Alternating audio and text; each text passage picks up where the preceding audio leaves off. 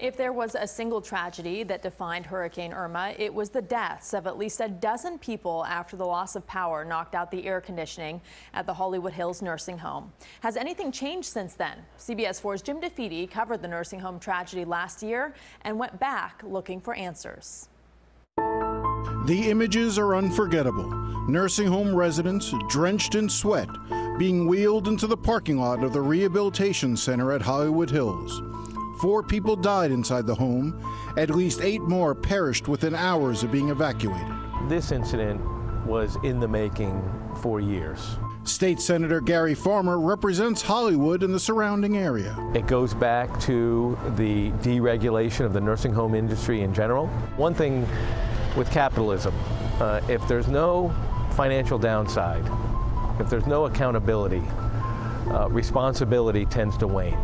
Farmer and others in the legislature tried to pass what they considered meaningful nursing home reform, but they couldn't even get their bill to the floor of the legislature for a vote. What was actually accomplished in Tallahassee? Really not much. The one thing the legislature did was pass a bill requiring nursing homes to have backup generators.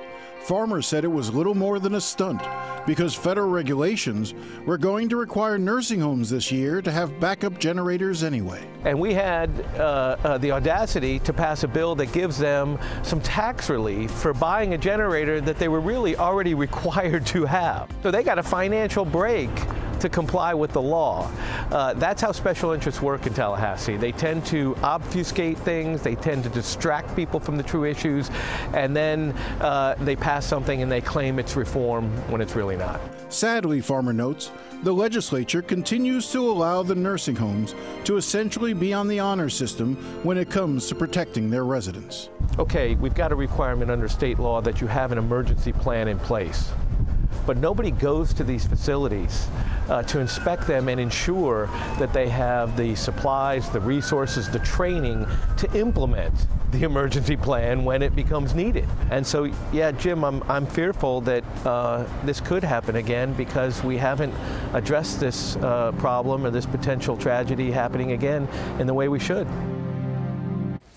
Jim DeFede reporting there, and Senator Farmer also says that one of the reasons why the legislature did not achieve more on the nursing home issue is because of the Parkland school shooting.